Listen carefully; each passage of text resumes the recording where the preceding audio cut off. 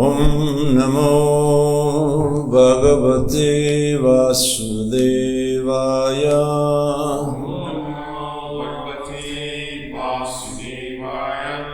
Om Namo Bhagavate Vasudevaya.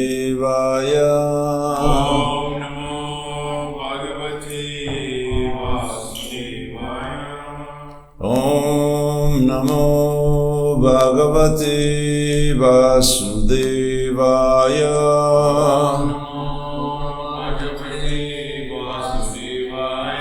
Narayanam namaskritya naram chaiva narottamam devim saraswatim vyasam tato jayamudiraye nasta prayesva bhadreshu nityam bhagavata sevaya bhagavati uttama shloke bhaktir bhavati naistiki.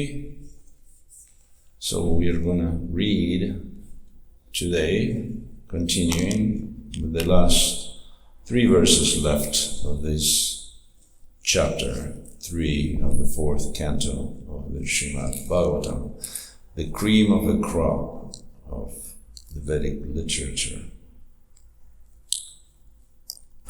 Where is everybody? I'm not discounting any of you, but I wonder if there is a memo saying that Śrīmad Bhāgavatam class became optional all of a sudden. Is there? Okay, so there is no memo. So Bhāgavatam class, everybody, wherever you are, even if I am the speaker, you gotta come. It's for your spiritual life, not to enhance my false ego. Although it wouldn't hurt. So, chapter 3 is a long purport. It's text 23.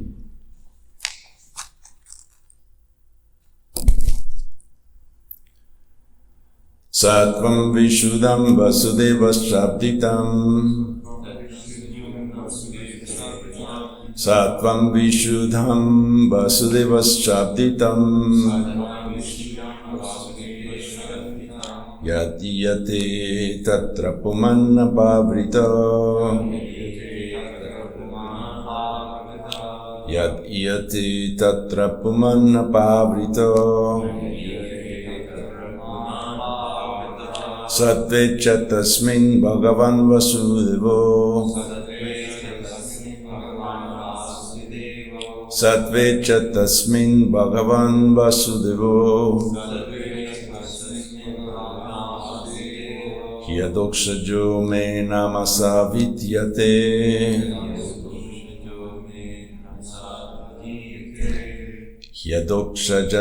Yadokshajo me namasa vidyate. Sattvam Vishuddham Vasudeva Shabditam.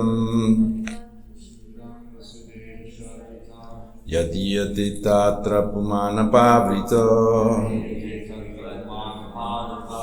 Sadvecha tasmin bhagavan vasudevo. Yadokshajo me namasa vidyate.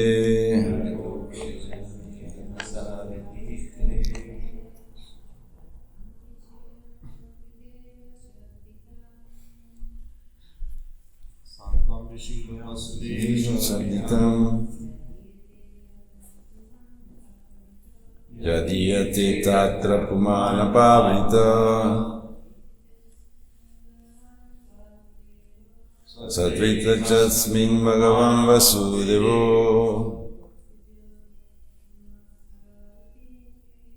Yadokshajo me namasa vidiyate.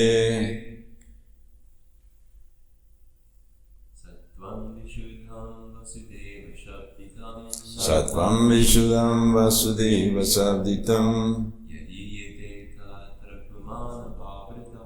Yadiyate tatra pumana pavrita. Satvecha tasmin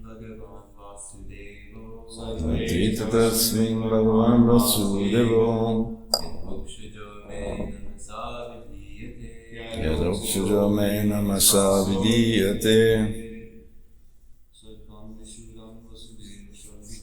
Sattvam Vishuddham Vasudeva Shabditam. Yadiyate tatra pumana pavrita. Satvecha tasmin bhagavan vasudevo. Yadokshajo me namasa vidiyate. Sattvam Vishuddham Vasudeva Shabditam. Yadiyate tatra pumana pavrita. Satvecha tasmin bhagavan vasudevo.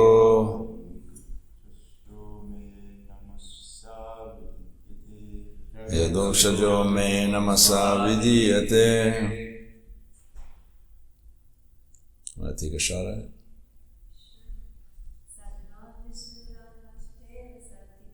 Sattvam Vishuddham Vasudeva Shabditam Yadiyati Tatra Pumana Pavrita Satveta Tasmin Bhagavan Vasudevo Yadokshajo Me Namasa Vidiyate. Mrs. President. Sattvam Vishuddham Vasudeva Shabditam Yadiyate Tatra Pumana Pavrita Satvecha Tasmin Bhagavan Vasudevo Yadokshajo Me Namasa Vidiyate. Okay. Sattvam, consciousness. Vishuddham, pure. Vasudeva, Vasudeva. Shabditam, known as. Yat, because. Yate, is revealed. Tatra, there. Puman, the Supreme Person. Apavrita, without any covering. Sattve, in consciousness. Cha, and. Tasmin, in that. Bhagavan, the Supreme Personality of Godhead. Vasudeva, Vasudeva. He, because. Adokshaja, transcendental. Me, by me. Namasa, with obeisances. Vidiyate, worshipped. Translation and purport by His Divine Grace, A.C. Bhaktivedanta Swami Srila Prabhupada. I am pleased in offering obeisances to Lord Vasudeva in pure Krishna consciousness. Krishna consciousness is always pure consciousness, in which the Supreme Personality of Godhead, known as Vasudeva, is revealed without any covering. Please repeat. I am always engaged in offering obeisances to Lord Vasudeva in pure Krishna consciousness. Krishna consciousness is always pure consciousness, in which the Supreme Personality of Godhead, known as Vasudeva, is revealed without any covering. Purport. The living entity is constitutionally pure. Asangmohi ayam purusha. In the Vedic literature, it is said that the soul is always pure and uncontaminated by material attachment. The identification of the body with the soul is due to misunderstanding. As soon as one is fully Krishna conscious, it is to be understood that one is in his pure original constitutional position. This state of existence is called Shuddha Sattva, which means that it is transcendental to the material qualities. Since this Shuddha Sattva existence is under the direct action of the internal potency, in this state of activities of material the activities of material consciousness stop. For example, when iron is put into a fire, it becomes warm and then red hot. Although it is iron, it acts like fire. Similarly, when copper is surcharged with electricity, its action as copper stops. It acts as electricity. Bhagavad Gita 14:26 also confirms that anyone who engages in unadulterated devotional service to the Lord is at once elevated to the position of pure Brahman. Manchayo vyavicharena bhakti yogena sevate sagunan samatitya brahma bhuyaya kalpate. Therefore, Shuddha Sattva, as described in this verse, is a transcendental position, which is technically called Vasudeva. Vasudeva is also the name of a person from whom Krishna appears. This verse explains that the pure state is called Vasudeva because in that state, Vasudeva, the Supreme Personality of Godhead, is revealed without any covering. To execute unadulterated devotional service, therefore, one must follow the rules and regulations of devotional service without desire to gain material profit by fruitive activities or mental speculation. Let's read that one again.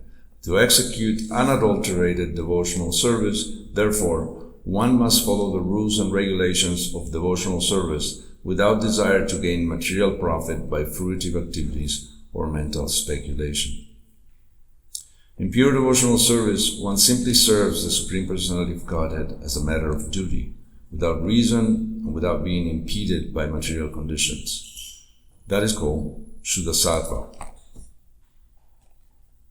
or Vasudeva, because in that stage the Supreme Person, Krishna, is revealed in the heart of the devotee. Srila Jiva Goswami has very nicely described this Vasudeva, or Shuddha Sattva, in his Bhagavad Sandarbha. He explains that Ashtotarusata 108, is added to the name of the spiritual master to indicate one who is situated in Shuddha Sattva, or in the transcendental state of Vasudeva. The word Vasudeva is also used for other purposes. For example, Vasudeva also means one who is everywhere, or all-pervading. The sun is also called Vasudeva Shabditam. The word Vasudeva may be utilized for different purposes, but whatever purpose we adopt, Vasudeva means the all-pervading or localized Supreme Personality of Godhead. In Bhagavad Gita 7.19, it is also stated, Vasudeva Sarvamiti. Factual realization it is to understand Vasudeva, the Supreme Personality of Godhead, and surrender unto Him. Vasudeva is the ground wherein Vasudeva, the Supreme Personality of Godhead, is revealed. So Vasudeva, with the short A, is the ground wherein Vasudeva, with the long A, Supreme Personality of Godhead, is revealed. When one is free from the contamination of material nature and is situated in pure Krishna consciousness, or in the Vasudeva state, Vasudeva, the Supreme Person, is revealed. This state is also called Kaivalya, which means pure consciousness. Jnanam Sattikam Kaivalya. When one is situated in pure transcendental knowledge, one is situated in Kaivalya. Therefore, Vasudeva also means Kaivalya, a word which is generally used by impersonalists. Impersonal Kaivalya is not the last stage of realization, but in Krishna consciousness, Kaivalya, when one understands the Supreme Personality of Godhead, then one is successful. In that pure state, by hearing, chanting, remembering, etc., because of the development of knowledge of the science of Krishna, one can understand the Supreme Personality of Godhead. All these activities are under the guidance of the internal energy of the Supreme Lord. The action of the internal potency is also described in this verse as apavrita, free from any covering. Because the Supreme Personality of Godhead, His name, His form, His quality, His paraphernalia, etc., being transcendental, are beyond material nature, it is not possible to understand any one of them with the materialistic senses. When the senses are purified by the discharge of pure devotional service, Rishikena Rishikesha Sevanam Bhakti Richate, the pure senses can see Krishna without covering. Now one may inquire that since factually the devotee has the same material existential body, how is it possible that the same materialistic eyes become purified by devotional service? The example, as stated by Lord Chaitanya, is that devotional service cleanses the mirror of the mind. In a clean mirror, one can see one's face very distinctly. Similarly, simply by cleansing the mirror of the mind, one can have a clear conception of the Supreme Personality of Godhead.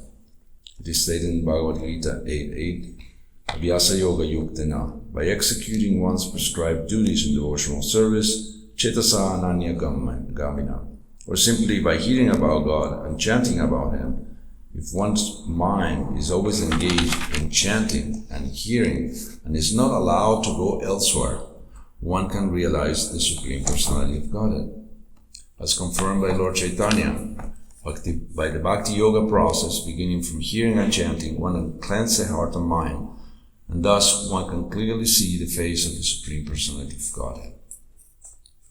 Lord Shiva said that since his heart was always filled with the conception of Vasudeva, the Supreme Personality of Godhead, because of the Supreme Lord's presence within his mind and heart, he was always offering obeisances unto the Supreme Godhead. In other words, Lord Shiva is always in trance, samadhi. This samadhi is not under the control of the devotee, it is under the control of Vasudeva, for the entire internal energy of the Supreme Personality of Godhead acts under his order.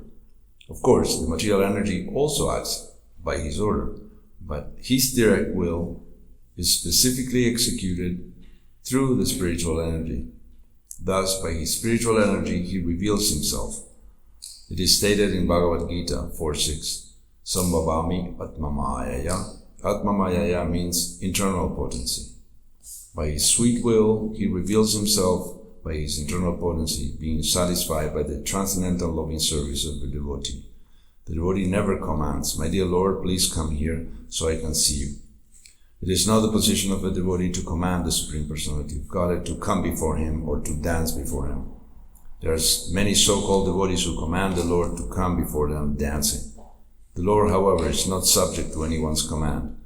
But if he is satisfied by one's pure devotional activities, he reveals himself. Therefore, a meaningful word in this verse is adoksaja, for it indicates that the activities of our material senses will fail to realize the Supreme Personality of Godhead. One cannot realize the Supreme Personality of Godhead simply by the attempt of one's speculative mind. But if one desires, he can subdue all the material activities of his senses, and the Lord, by manifesting his spiritual energy, can reveal himself to the pure devotee. When the Supreme Personality of Godhead reveals himself to the pure devotee, the devotee has no other duty than to offer him respectful obeisances. The Absolute Truth reveals himself to the devotee in his form. He is not formless. Vasudeva is not formless. For it is stated in this verse that as soon as the Lord reveals himself, the devotee offers his obeisances. Obeisances are offered to a person, not to anything impersonal. One should not accept the Mayavada interpretation that Vasudeva is impersonal. As stated in Bhagavad Gita, prapadyate, one surrenders. One surrenders to a person, not to impersonal non-duality. Whenever there is a question of surrendering or offering obeisances, there must be an object of surrender or obeisances. Jai Śrīla Prabhupada ki jai. Om Ajnana-timirandasya Ginanjana Shalakaya Chakshurmilitam Jena Tasmai Shri Gurave Namaha Mukam Karoti Vachalam Pangum Nagati Girim Yat Kripa Tamaham Bande Shri Gurum Dinataranam Paramanandamadavam Shri Chaitanyamishwaram. So please go out of your way to offer some mercy to this wretched soul who is sitting here and trying to deliver the highest message from the highest book.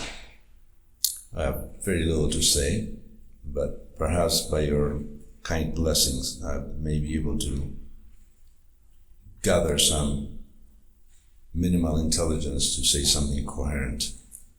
So I'll settle for coherent. So the verse, I am always engaged in offering obeisances to Lord Vasudeva, pure Krishna consciousness. Krishna consciousness is always pure Krishna consciousness, in which the Supreme Personality of Godhead, known as Vasudeva, is revealed without any covering.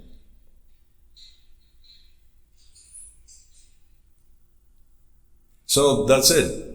God shows up. What do? You offer obeisances. What else are you going to do? Well, actually, there are other things you can do. You can offer flowers or prayers. Lord Brahma shook his hand. That was an unusual exchange. The Lord is not so formal that he wants to do everything by the book. So he offered his hand to Lord Brahma and shook it. So this is what Lord Shiva was doing. He was meditating on Vasudeva, like he always did, Sankarsha, and offering obeisances, because when you meet the Lord, that's you fall. It's just an overwhelming exchange. You feel completely out of your league. just imagine this happens all the time when people meet their so-called heroes with muddy feet, that, the celebrity, or this famous singer, or this sportsman, or so on, and they feel overwhelmed. They feel like they don't know what to do, so they give them a hat or a shirt or a paper to sign with a name. And I grew up in the era of the Beatles, and women used to just scream. In some of the recordings, when the Beatles went to Shea Stadium, if you hear the recording, it's mostly screaming. It's just very hard to hear. Also, they didn't have very good musical equipment. They had this, just not like the towers of sound that they produced in Woodstock. That was years before that. So in a full stadium, you can barely hear anything, and you can hear mostly women screaming and fainting and passing out. And so imagine if you meet mundane people, this is what happened. Imagine if you meet the Lord himself, you just pass out, take your shirt off and get the Lord to sign it if possible. So this is why, one of the reasons why Lord Shiva wasn't impressed. Even if it's not very clear if he actually saw Daksha or didn't see Daksha, but he didn't really care. He was busy with something more important. He was meeting the Lord within his heart. And this is, as Prabhupada explains, is no longer under his control, because that's when the internal energy of the Lord takes precedence. So his actions were directed by the internal energy. So that it says the devotee has no control over it. It's not you are willing to snap out of it. It's past that point. It's a little mechanical before that happens. Before samadhi, yes, you do this step, you do this, you follow this rule, you try to shape up your hearing and chanting and remembrance and so on. But once you pass that threshold, then it's over. Then the Lord takes over, and the internal energy is controlling your thoughts, your movements, your everything. So Lord Shiva may have not been either aware or able to respond. Okay, there is some guy that's shining as if he had swollen a fluorescent light bulb. So what?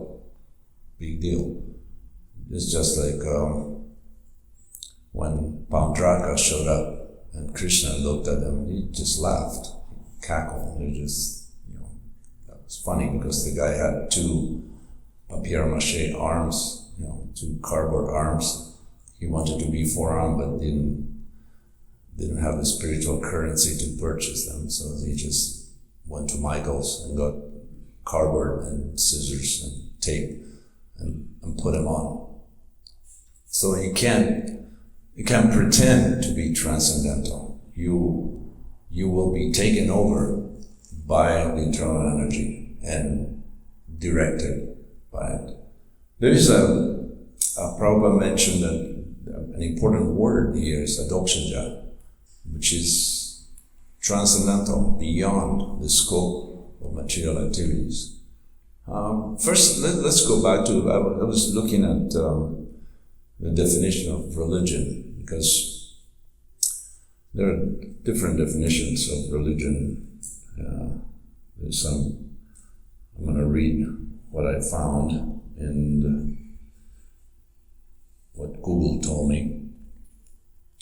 Okay, this is a noun. It's the belief in and worship of a superhuman controlling power, especially a personal god or gods. So that's one definition. A particular system of faith and worship.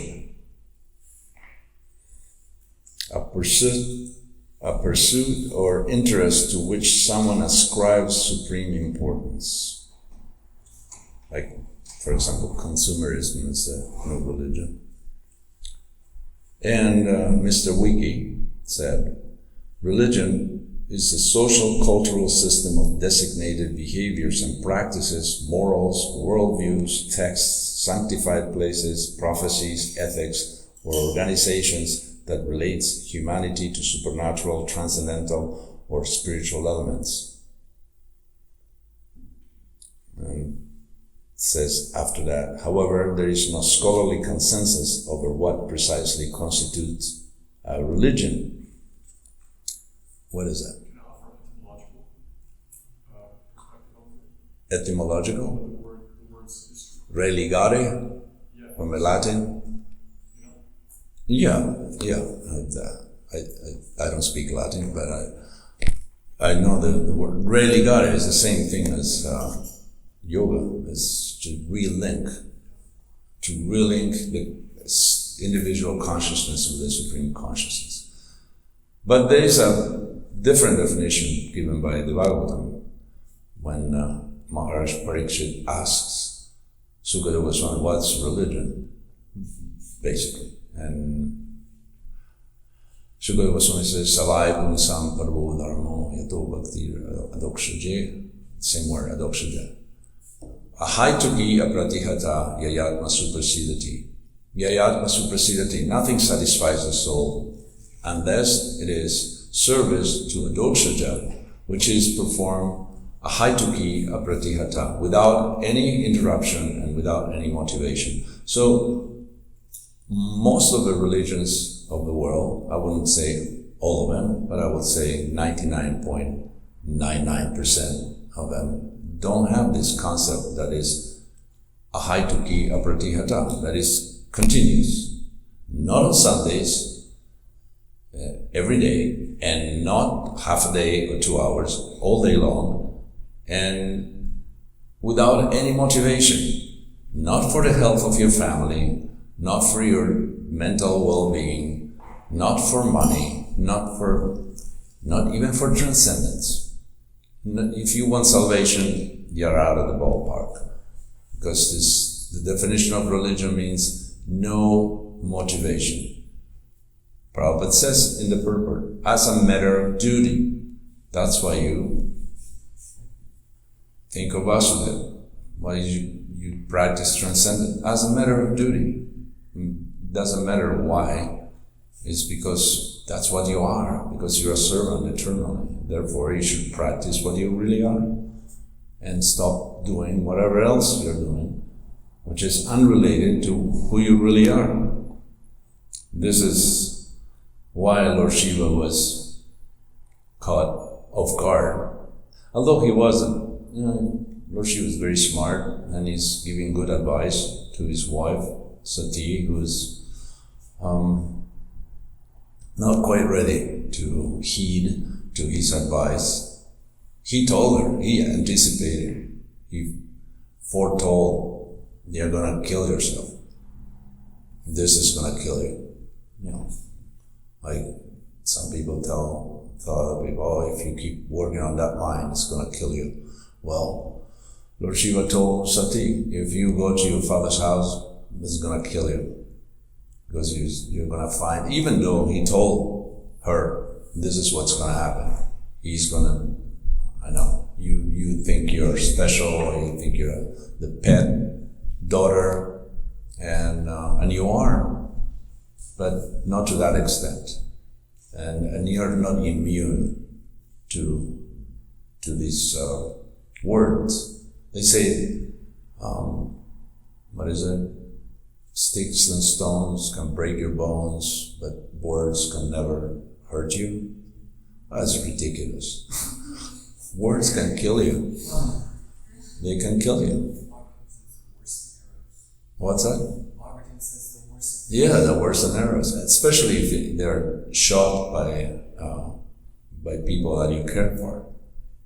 Yeah, if some bum tells you, you should, you're worthless. You say, okay, thanks, I'll consider that. But if one of your relatives or your closest friends tells you are worthless, I hate you, I never want to see you again, that hurts. It surely hurts. Not only hurts at the time that you hear it, but it will continue to hurt. You will carry that backpack with you wherever you go, even during sleep. It will actually impede your sleep because it's very painful. So Sati didn't believe Lord Shiva, and she found out that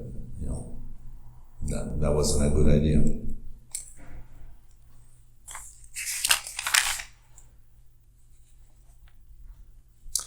One interesting thing Prabhupada says in the purport, where is it? Oh yeah. By executing one's prescribed duties in devotional service, cetasa nanyagamina, or simply by hearing about God and chanting about Him, if one's mind is always engaged in chanting and, listen to this, hearing and not allowed to go elsewhere, one can realize the Supreme Personality of Godhead. So, that is good advice. The mind is not allowed to go elsewhere, because the mind has an URL pass, can go anywhere for the same price. And if we allow it to go, it will just get out of hand. It will be difficult to mind, because there are no crumbs, there's no grains of rice that are left. Once the mind begins the journey, it's hard to trace back the beginning, how it started. The mind will go all over the place. And Prabhupada said, it should not be allowed. And as I was explaining, the other day, I don't remember where, why, or to whom. This is what the mind does too. But the mind cannot be tortured, because it won't respond to harsh treatment. And if you indulge the mind, that's also bad. So what do? The mind has to be treated with as if it was a child, a smart child. So you use reverse psychology. Now you actually say, okay, I'm chanting my rounds right now, and the mind is telling me all sort of things. Like, go to the refrigerator, there's some leftover pizza, you should take care of that first. That's more important than whatever you're doing right now. Or you just got a text, that is crucial that you answer it right away and send emoticons and memes and get into all that stuff. So the mind will tell you these things, and if you say no way, the mind will find a way to trick you into it. It will torture you, just like a child. If you tell the child, no, we're not going to buy that Flintstones, toilet paper that costs 7 times as much as regular toilet paper. But the child will throw a tantrum and say, I want it. So the mind will go like that with you. You try to curb the mind, and the mind will do that. So you tell the mind, getting that cold old piece of pizza from a refrigerator, which is locked and I don't know what the key is, and during my japa is absolutely a wonderful idea. But we're going to chant now, and then we're going to get right into it. So just hang on for a second, okay? We'll do that. So that's how you can gain some power over the mind. if you actually apparently concede, like tell the kid, yes, the Flintstones, the expensive Flintstones toilet paper is actually a fantastic idea. So we're gonna go home and we're gonna, mom and dad are gonna get a second job, and then when we have enough money, we're gonna come and buy the whole thing. We're gonna buy the factory, matter of fact. We're just gonna own the Flintstones toilet paper company. So the kid will be satisfied by this. Oh, really? Yeah, all right. And just be patient, we'll get there. So this is how you treat the mind. You just have to convince the mind that you're gonna do what the mind says, but the timing is really bad right now, so we can't do it right now, we're gonna do it later on. So this is a way to bring the mind under the control of intelligence. Because otherwise, the intelligence is stronger than the mind and is larger, has more power and more resources, but is actually controlled by the mind at the time. Because once you let the child, again, give the example, the child may be brilliant at mathematics and chess and history and geography and etc., but if he's spoiled, his character is rotten and is spoiled by the parents, then he can't use any of the resources because it's just not able to get that, not able to get it together. So first has to be some training. So the intelligence may know what to do, but the mind may not agree. And because the mind is very strong, and you have indulged the mind, we all have, since time immemorial, it's very difficult to go back to that point where you actually the mind will do whatever you tell the mind. I like to give the example how to see the separate energies, the external energy. For example, now that we've moved to a place where it snows, that I've been avoiding for most of my life. There is, let's say, it's the middle of the winter and it snowed 6 feet. So that's too low or too high? It doesn't snow, well, okay, let's say 5.5. Let's say we're somewhere else in some godforsaken place like Minnesota or Canada, huh? Chicago, yeah, Chicago. Really, really bad, windy and cold and snowy. So there is this guy who is a chain smoker and wakes up at 2 a.m.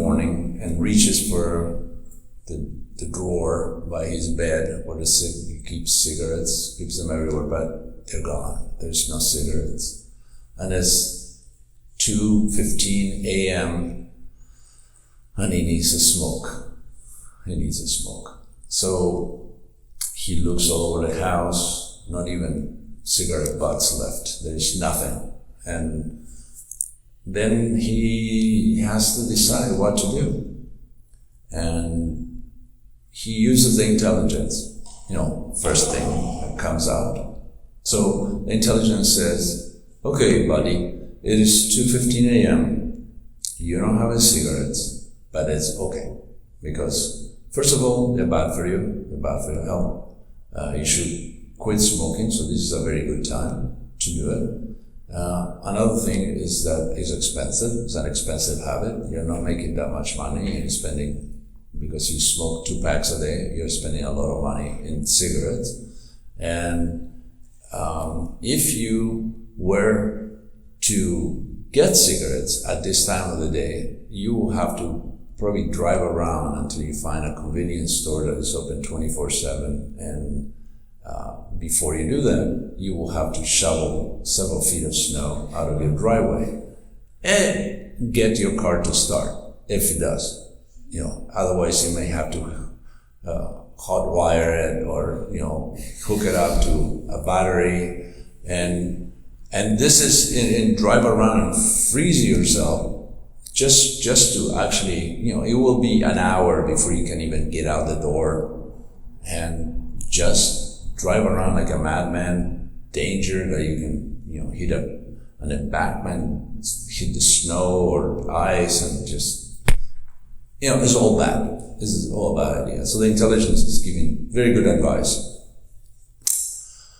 And the mind is considering these points, but because the mind has been spoiled by smoking and by indulging in any other wish, the mind will say, you know what, I don't give a damn. Just go get your gloves and start shoveling. And the intelligence tries to fight back. Wait. This is a really bad idea. Trust me on this one. You're gonna be happy if you actually stop what you're doing and go back to bed, and you will fall asleep in no time, and you won't even remember about the cigarettes.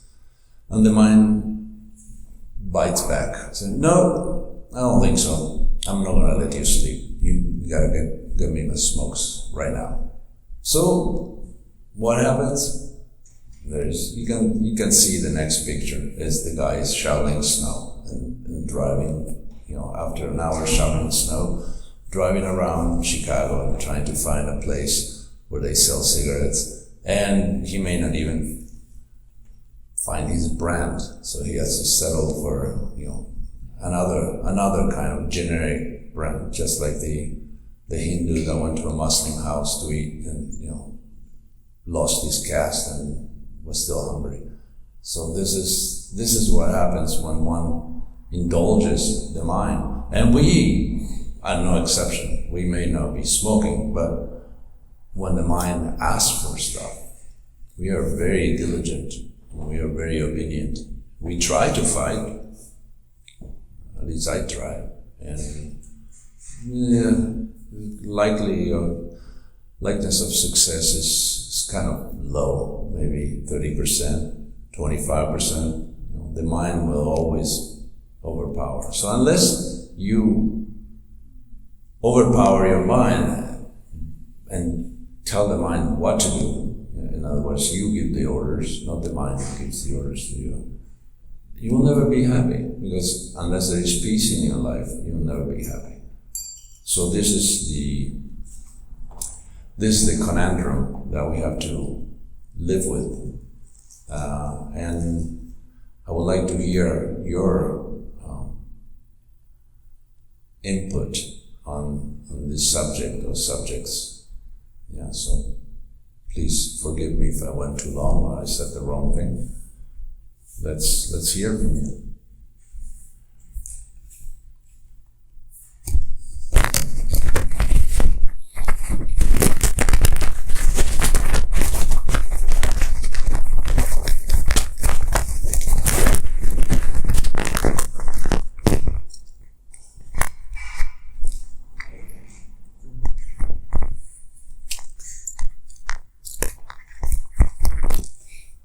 I just finished reading Pinocchio to my children, and it's such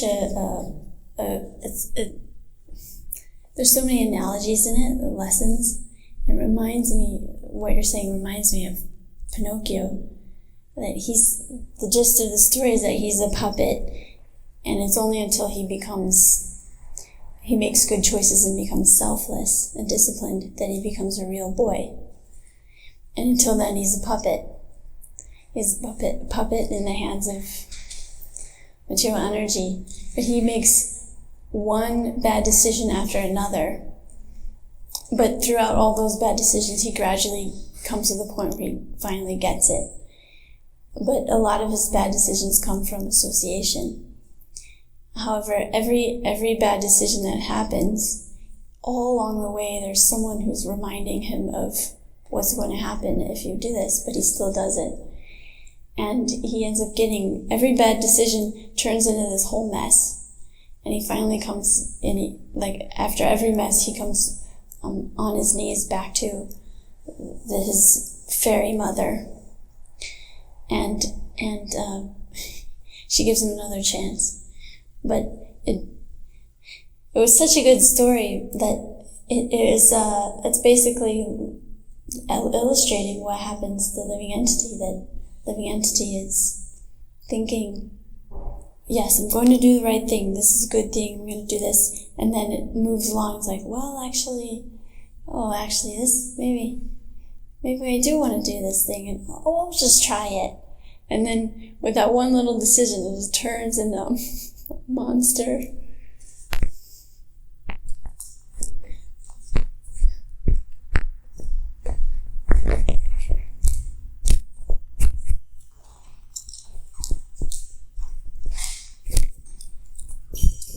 Yes, everything begins somewhere. We made a bad decision when we decided to live Krishna, to try to be Krishna.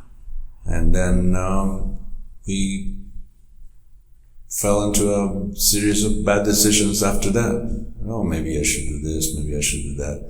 And you may say, well, you may be forced as an animal to follow your instincts, but where is our excuse? We are no longer in a quadruped body or octoped or biped, and we're in a human body still making bad decisions.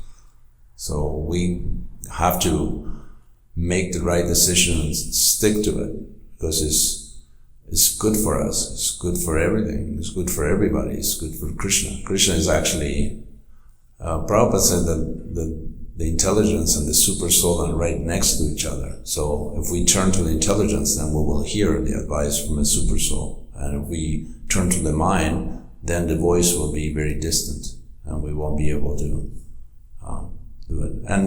And we lie, just like Pinocchio. We lie. If we don't lie to others, we are lying to ourselves. We think, I'm doing okay. Yeah, I know I could be doing better, but this is all I can do right now. And that's a good excuse for someone else, but not for yourself, when you are actually having that little moment of introspection, which is crucial and so scarce among humans. We should actually see ourselves for what we are and not be pained by the picture. We know that there is a way out, and we should actually try to stop the lies. No, you're not a great devotee, you're not an advanced devotee, you're not even a devotee. Actually, Lord Chaitanya didn't call himself a devotee. So how can you call yourself a devotee? So we are just trying to learn the ropes.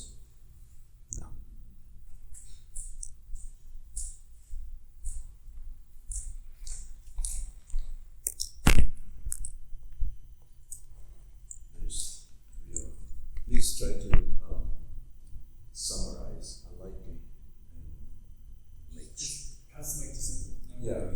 Make the definition of eloquence. Stop speaking before anybody else thinks you should.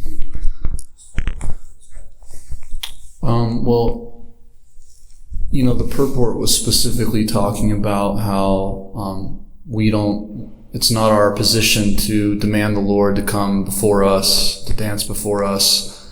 And you were also mentioning just in general the very, I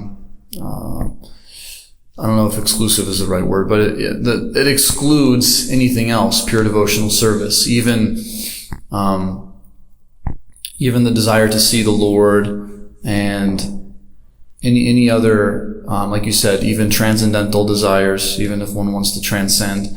This is all garbage, according to the definition of pure devotional service. But I'm curious because there's at least a couple songs that we sing regularly, Tulsi Arati every day, Nayane Haribo Sada Yugalava Barashi, that we're praying to Tulsi that we'd like to, please allow us to see the divine couple constantly.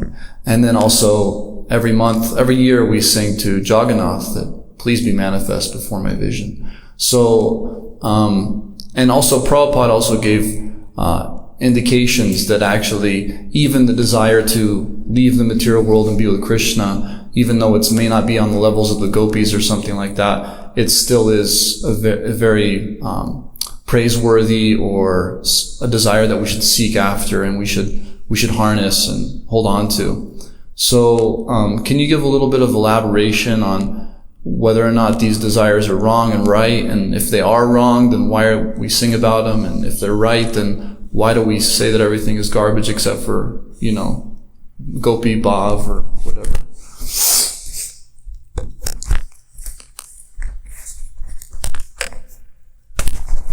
Those who wrote the songs, they didn't imagine that they were going to be on the hit parade. And I think they were very advanced devotees, and they're in a far more advanced situation than we are, and they have the right to say, I want to see you, because they're in an advanced stage.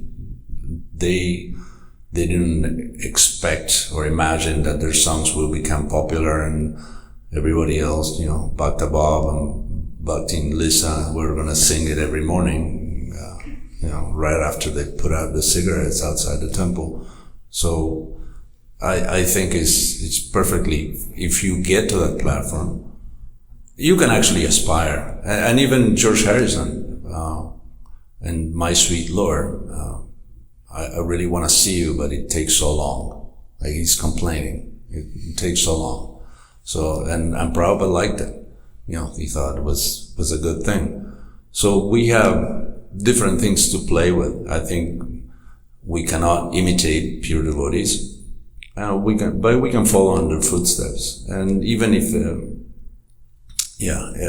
you have a older brother that hands you his clothes, and he's 90 years older than you, so whatever you wear is going to be big on you. We have plenty of big brothers and sisters that hand us down songs and prayers and so on, that they're too big for us, but we still wear them, and hopefully one day they will fit.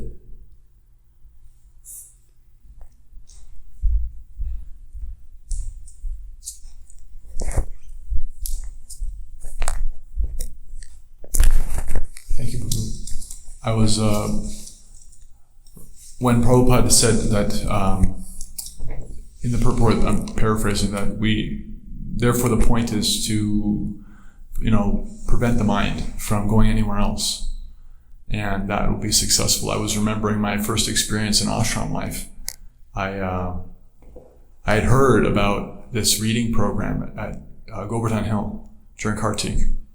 My Guru Maharaj and other devotees attend, and I was attracted, and I went with his permission, spent a month there, and the nature of it is that it is very, off in a little corner of the universe where you can't access the internet or do all kinds of whatever materialistic things you want to do, and it's very engaging and very like everyone's together on the same page, great association. And I had no ashram experience at that point. I was living in an apartment in Toronto, and it was a huge wake-up call for my mind, just to support this idea that, like you're dealing with a child. You can't. There's a process of trying to reason with it, but if you actually give it the experience by force, practically, especially because I bought into it, nobody dragged me there kicking and screaming. I actually wanted to experience that and see. Well, let's try it. Completely changed my view on life, actually, and how I wanted to live my life, and had a big part to do in my deciding to join the Brahmachari ashram. So just this idea of, at first we may not be qualified. I wasn't qualified, and arguably I'm still not qualified to be thinking of Krishna 24/7, practically 24/7, and be engaged in that level of hearing and chanting. But when there's, rocket ships flying and they just kind of like hook you up in the back of one, you get a temporary experience outside of your own adhikar, your own qualification, then that leaves an impression that, you're trying to catch up to that later. You're trying to, yes, it is possible. You get a glimpse of something. You can't force the mind forever, but if we can put it in a situation where it gets a taste, even just one time, some sustained vision of transcendence, then that's something that you can't help but be changed by. So I think that's part of what Prabhupada gave, opening these ashrams and these temples and giving the Harinam experience and everything else we're doing is to give people an immersion, even though, they're smoking their cigarettes and eating their cow burgers and whatever they may be doing, just to give them something that they can't forget. And maybe they decide this life or the next that I want more of that and less of this other thing I'm doing. And that's the road to, actually sustaining that for a lifetime. But it comes from these little experiences that we share. So I thought it was a nice point from Prabhupada.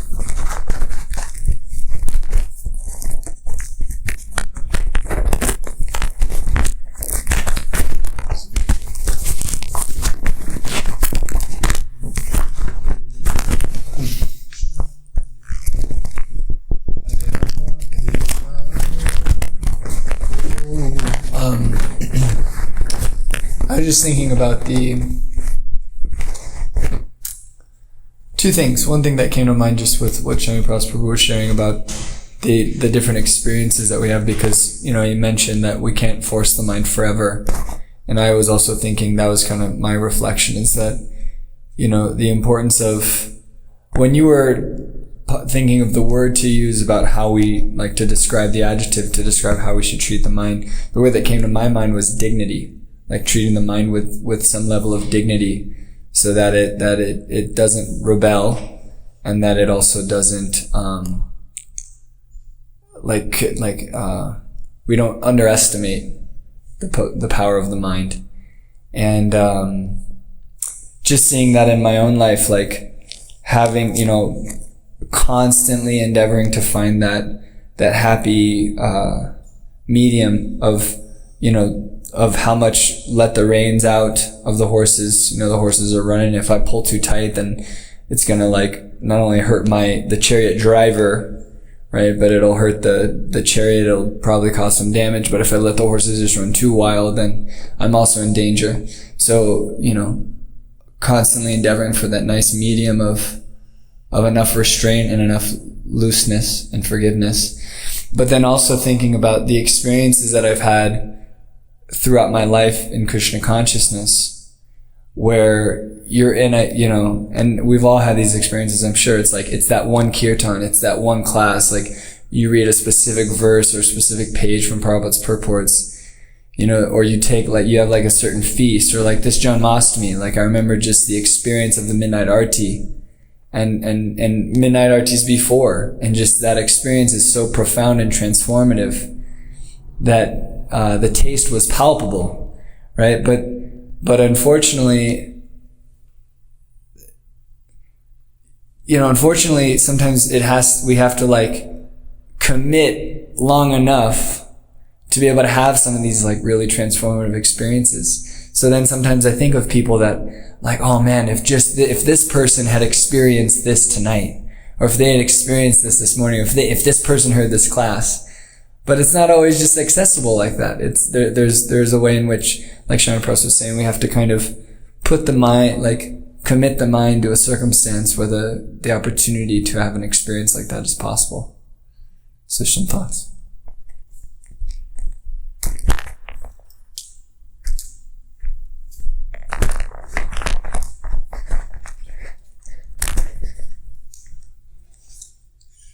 One thing that this smoker was, I was just talking about the intelligence and the mind, but actually there were more energies involved. There is the false ego, which is trying to define what kind of person he is, and the soul that is witnessing these exchanges between the mind and intelligence and unable to intervene because of lack of determination.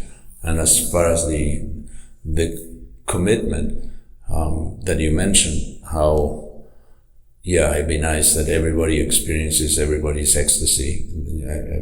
Every time somebody has an ecstatic experience. It would be nice if it is a collective experience, that everybody's feeling like that. And when I had my epiphany that brought me to Krishna consciousness, I thought I was with a bunch of friends, and I thought that they were all experiencing it at the time. And the dialogue took a turn for the bizarre and surreal, because they had no idea of what was I going through. They had no access to it. And it requires commitment, just like in the beginning, when people start chanting Hare Krishna for the first time. There is such pleasure. It's not even japa, it becomes so pleasurable. And then Krishna pulls the pleasure out of the experience to see if you actually want to commit to the pleasure or to him.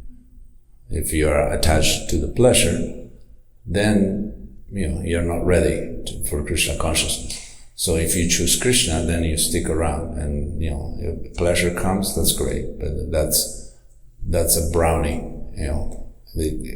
If it comes or doesn't come, it doesn't matter. You had a meal already, so the dessert may need to wait for a little longer. So yes, it is required in Krishna consciousness that you're very serious and you don't attach yourself to the pleasure of the experience. You attach yourself to, is Krishna pleased with me?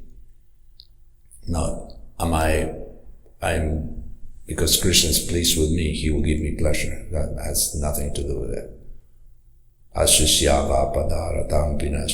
You can kick me, you can hug me, you can give me ecstasy, but regardless, you're still in the same position. You're my worshipable Lord, you're my best friend, you're my lover, and my parents and my child and everything to me. And if you attach yourself to that idea, then the ups and downs are going to seem much smaller, because they're very small, that they really are. Okay. Mother Nidra, you want to add anything? Okay, so I'll add something. We today is the appearance day of a great Vaishnava, and it's not yet in the books because he's still alive with us. But we want to wish her a very happy birthday to Mother Nidra. And we don't have to sing "May you never take birth again," because that's a given. And when you get to see Radha and Krishna personally, please tell them about us, because we're still going to be around. Most of us are going to struggle. So, happy birthday, and thank you. Thank you for having taken birth among us. Jai, all glories to Srila Prabhupada.